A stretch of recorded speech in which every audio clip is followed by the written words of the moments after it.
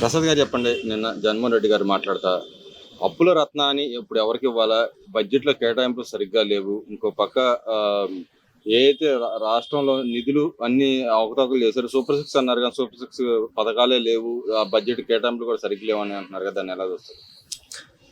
చంద్రబాబు గారిని అప్పుల రత్న అంటున్నాడు. అసలు 2019 నుంచి 2024 దాకా 5 సంవత్సరాలు ప్రతి నెల అప్పు తెస్తే కానీ ఉద్యోగస్తులకు జీతాలు ఇవ్వలేని పరిస్థితిలో జగన్మోహన్ రెడ్డి ప్రభుత్వం గతంలో ఉంది. అసలు ఫైనాన్స్ మినిస్టర్ అప్పుకు పరిగెత్తే ఏ అప్పు దొరకపోతే ప్రభుత్వ స్థలాలు, ప్రభుత్వ బిల్డింగ్లు, ప్రభుత్వ కార్యాలయాలు తాకట్లు పెట్టాయి. అసలు అప్పులకి కేర్ ఆఫ్ అడ్రస్గా 2019 నుంచి 2024 దాకా జగన్మోహన్ రెడ్డి నిలిచాడండి. ఇప్పుడు ఉమ్మడి ఆంధ్రప్రదేశ్ నుంచి చంద్రబాబు నాయుడు గారు దిగిపోయేటప్పటికి ఎంతండి అప్పు? 2,70,000 కోట్లు అప్పులో ఉంది.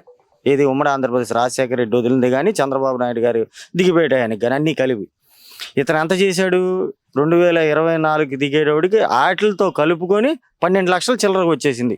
అంటే దరిదాపు 10 లక్షల కోట్ల రూపాయలు అప్పు తెచ్చాడు 5 సంవత్సరాల్లో. ఇక అప్పు తెచ్చి చేసింది ఏంటి? పప్పు బెల్లాలాగా జనాలకి పంచాను అంటాడు కానీ కొంత పంచాడు, కొంత తినేశాడు. కనీసం ఒక ఫ్యాక్టరీ కానీ, ఒక కంపెనీ కానీ, రాజధాని కానీ, పోలవరం కానీ ఏదైనా ఎక్కడైనా ఒక ఇటుకిరాయి పెట్టింది ఉందా? 5 సంవత్సరాల్లో స్టార్టింగ్ నుంచి ప్రజావేదిక కూల్చడం దగ్గర నుంచి అన్నీ కూల్చడాలే. ఇక ఏమీ లేకుండా లాస్ట్కి అప్పుల పాలు చేసి ప్రతి వాళ్ళని నాశనం చేసి అప్పుల ఆంధ్రప్రదేశ్గా మార్చేసేసేవాడికి జనాలకి చిరాకు వచ్చి ప్రతిపక్ష హోదా కూడా లేకుండా చిత్తుగా ఓడించి ఇంట్లో కూర్చోబెట్టారు. అయినా సిగ్గు లేకుండా ఏంటి సూపర్ 6 పథకాలు అన్నాడు. సూపర్ 6 పథకాలు ఏది అమలు అవట్లా? పెన్షన్ 4,000 అన్నాడు, ఇచ్చేసాడుగా. గ్యాస్ బండ్లు ఇస్తున్నాడుగా. ఇంకోటి ఏంటి డిఎస్సి ప్రకటించేశాడు కదా. ఉచిత బస్సు ప్రయాణం అది ఒకటి చూస్తున్నారు, దాని విధి విధానాలు చూస్తున్నారు. 5 నెలలే అయిందండి గవర్నమెంట్ వచ్చి.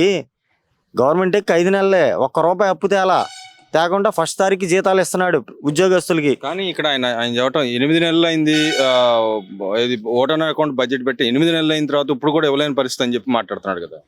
8 నెలలకే గవర్నమెంట్ అధికారంలోకి వచ్చిన తర్వాత ఎన్ని నెలలు అయింది కూడా తెలియలేని పరిస్థితుల్లో ప్రతిపక్ష నాయకుడు ఉన్నాడు. ప్రతిపక్ష నాయకుడు కాదులేండి, పులివెందుల ఎమ్మెల్యే అతను. ప్రతిపక్ష హోదా లేదు అతనికి విషయం తెలియదండి ఏమి. ఈ గాలికి అధికారంలోకి వచ్చాడు అప్పట్లో, గాలివాటం కింద.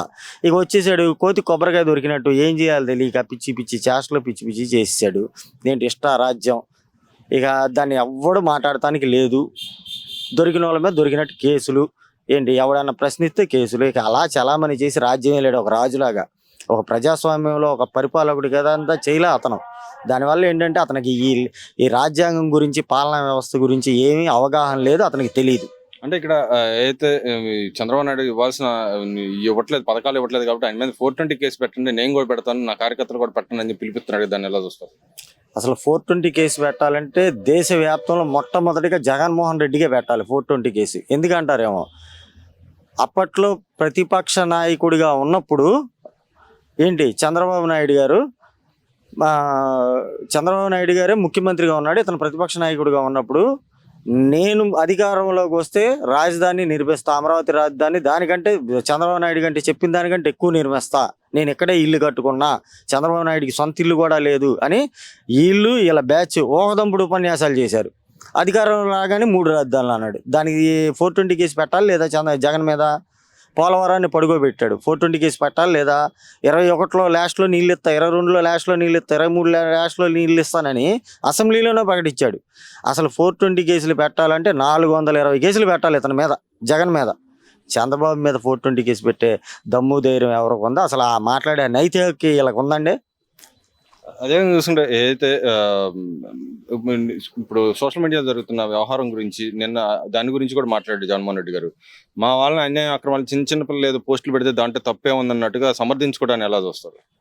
అసలు సోషల్ మీడియాలో పెట్టిన పోస్టులు చూస్తే సభ్య సమాజం చేదరించుకుంటుంది. అంత జుగుప్సాకరంగా. అసలు వీళ్ళు మనుషుల పశువుల అన్నట్టు ఉంది. అసలు వీళ్ళని పెంచి పోషించాడు ఈ జగన్మోహన్ రెడ్డి. ఏది ప్రభుత్వం నుంచి జీతాలు ఇచ్చి మరి. అసలు ఏం పోస్టులు అండి? ఇంట్లో పిల్లల్ని కూడా తిడుతూ, కనీసం జగన్మోహన్ రెడ్డి సొంత తల్లిని చెల్లిని తిట్టినా స్పందన లేదంటే అసలు వీళ్ళు మనుషుల పశువుల? అసలు సోషల్ మీడియాలో పోస్టులు అంటే ఏంటంటే ఒక పద్ధతిగా ఏది ప్రభుత్వం ఏదైనా చేస్తే తప్పు చేస్తే దాన్ని సోషల్ మీడియా ద్వారా వేదిక ద్వారా ప్రజలకు తీసుకెళ్ళి తెలియపరిచే విధానంగా ఉండాలి. అంతేగాని అంత భూత పురాణమే. అసలు ఆ బూతులు ఎక్కడి నుంచి వచ్చి నేను ఒక్కొక్కరిని తీసుకెళ్ళి లోనేసి కుమ్మితే ఏం చెబుతున్నారు, మొత్తం తాడేపల్లి కొంపకే కనెక్షన్ అయ్యి ఉన్నాయి. ఎవరో ప్రభుత్వ సలహాదారుడు సజ్జల కొడుకు, పిఏ అవినాష్ రెడ్డి, పిఏ రాఘవరెడ్డి, వీళ్ళ పేర్లే వస్తున్నాయి. అంటే ఏంటి, అధికారికంగా మీరు ముఖ్యమంత్రి హోదాలో ఉన్న జగన్ రెడ్డి అప్పట్లో అధికారికంగా వీళ్ళతో తప్పులు చేయించాడని కన్ఫర్మ్ అవుతుంది. ఇంకా నిన్న యాక్చువల్గా ఏదైతే వీళ్ళని అరెస్ట్ చేసిన తర్వాత పిఏ అటు పక్క అవినాష్ రెడ్డి పిఏ కానీ ఇటు పక్క భారతి గారి పిఏని అరెస్ట్ చేసినప్పుడు కూడా వాళ్ళు వాంగ్మూలంలో చెప్పడం ఏం జరిగిందంటే, ఈ మొత్తం అంతా యాక్సెస్ అంతా అవినాష్ రెడ్డి దగ్గర నుంచి నడిచింది, సజ్జల భార్గవ రెడ్డి వీళ్ళ దగ్గర 40 ఛానల్ సంబంధించిన పాస్వర్డ్లు సహా వాళ్ళ దగ్గర ఉండని చెప్పి అంటున్నారు. దాన్ని ఎలా చూస్తారు? అదేనండి, వీళ్ళు ఇలాంటి సోషల్ మీడియాని కూడా అధికారికంగా వాడుకున్నారు. అది ఎలాగా, చట్టవిరుద్ధంగా. అప్పట్లో ఏంటి, ముఖ్యమంత్రిగా ఉన్నాడు కాబట్టి ఇతను చెప్పిన చెల్లుబాటు అయినాయి. ఏంటి, దాన్ని కూడా అస్సలు ఎలాగంటే అది అలా చెప్పుకుంటానికి కూడా సిగ్గిచేట అంత దరిద్రంగా వాడారు వీళ్ళు సోషల్ మీడియాని. ఇప్పుడు ఏంటి, ఒకరినొకరు లోనేస్తుంటే వీళ్ళ పేర్లు బయటకు వస్తున్నాయని అది తప్పు, ఇది అన్యాయం, ఇది అక్రమం చెప్తే, అప్పట్లో మాత్రం నువ్వు అసెంబ్లీలోనే ఎమ్మెల్యేలు మంత్రులు అమ్మనా బూతులు తిడుతుంటే పక్కన కూర్చుని నవ్వుకున్న సైకో మనస్తత్వం కలిగినోడు నువ్వు. అసలు అంటే ఇట్లాంటి సోషల్ మీడియా పోస్టులు జగన్కి ఒక రకంగా చిన్న సమస్య కింద లెక్క. అదేవిధంగా ఆయన ఛాలెంజ్ విసురుతున్నాడు, నన్ను దమ్ముంటే అరెస్ట్ చేయండి, ఇంకో పక్కన నన్ను డిస్క్వాలిఫై చేయండి అసెంబ్లీ నుంచి, నేను అసెంబ్లీకి రాను, నన్ను డిస్క్వాలిఫై చేయమని చెప్పి అడుగుతున్నాడు. దాన్ని ఎలా చూస్తావు? అది మేకపోతు గాంభీర్యం అండి. ఆల్రెడీ 11 సీట్లు ఇచ్చి జనాలు చీ కొట్టి తీసుకెళ్లి రోడ్డు మీద వేసేసారు మనిషిని. ఏంటి, ఏ మొహం పెట్టుకుని వస్తాడు అక్కడికి అసెంబ్లీకి వస్తే రోజు అసెంబ్లీ జరిగే రోజల్లా ఇతను చేసిన తప్పుల మీద చర్చలు జరుగుతాయి, సమాధానాలు చెప్పలేరు. ఏంటి, ఆల్రెడీ ఉన్నోళ్ళు జారిపోతున్నారు చాలామంది. ఇతను ఏంటంటే పార్టీని కాపాడుకోవడానికి, కార్యకర్తలు కాపాడుకోవడానికి ఈ మేకపోతు గాంభీర్యం మాటలు తప్పితే, టైం వస్తే అరెస్ట్ చేసే టైం వస్తే అరెస్ట్ ఆగిద్దా? తప్పులు మైను, శాండు, లిక్కరు మొత్తం మాఫియా కింద తయారు చేసే 5 సంవత్సరాలు నిన్ను కనుక అరెస్ట్ చేసే టైం వస్తే మాత్రం నిన్ను ఆ దేవుడు కూడా కాపాడలేడు. అంటే రఘురామకృష్ణరాజు గారికి డిప్యూటీ స్పీకర్ పదవి ఇవ్వడం కూడా ఈయనకి తలకాయ నొప్పి అయినట్టేనా? రఘురామకృష్ణరాజు గారికే కాదండి, ఫస్ట్ అయ్యన్న పాత్రుడి గారికి ఇచ్చినప్పుడే ఇతనికి నోట్లో ఎలక్కాయ పడింది. ప్లస్ ఇప్పుడు ఆ రఘురామకృష్ణరాజు గారికి ఇచ్చేటోడికి ఇంకేముంది, అక్కడికి వస్తే ఏంటి, మాట్లాడుతుంటే మాట్లాడినెవరు. ఎందుకంటే అలా ఎదురుగా నుంచి అధ్యక్షాన్ని గౌరవించి మాట్లాడాలంటే మనోడికి మొత్తం చెమటలు పడతాయి. ఇక ఏం లేదు, ఇవన్నీ దృష్టిలో పెట్టుకొని ముఖం చెల్లక ఏంటి ఈ పిచ్చి మాటలన్నీ మాట్లాడతాడు. అంటే డిస్క్వాలిఫై చేయమంటున్నాడు. డిస్క్వాలిఫై చేసే టైం అయితే జరిగిద్దండి. అది దానికి ఒక రూల్ ఉంటుంది, శాసనసభ రూల్ ఉంటుంది. ఆ శాసనసభ రూల్ ద్వారా డిస్క్వాలిఫై అయితే అవుతాడు. దాన్ని ఏముంది, అసలు డిస్క్వాలిఫై చేయాల్సిన అవసరమే లేదండి. ఇతన్ని ప్రజలే డిస్క్వాలిఫై చేసి పక్కన పడేశారు. లెక్కలో లేనోడు పట్టుకుని ఎలాంటిదే ఉంది. ఇప్పుడు అంతా చంద్రబాబు గారికి ఇట్లాంటి పిచ్చి పనులు చేయడండి. ఆయనకి ఎంతసేపు సంక్షేమం, అభివృద్ధి, కంపెనీలు వస్తున్నాయి, పెట్టుబడులు ఎలాగ వస్తాయి, అప్పులు తీర్చాలా, మనం ఇచ్చిన సూపర్ 6 పథకాల్లో ఆల్మోస్ట్ 4 రోడ్డు మీదకి వచ్చేసినాయి, రన్నింగ్లో ఉన్నాయి. 2టికి విధి విధానాలు చూస్తున్నారు. అది పెద్ద విషయం కాదు ఆయనకి.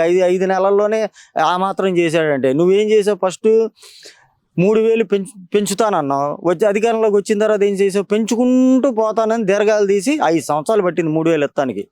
4000 ప్లస్ 3000 7000 ఫస్ట్ నెల 1వ తారీఖు ఇచ్చిన మొగోడు చంద్రబాబు నాయుడు. ఈ చంద్రబాబు నాయుడు గురించి మాట్లాడటానికి ఇతనికి ఏం హక్కు ఉంది, ఏం అర్హత ఉంది?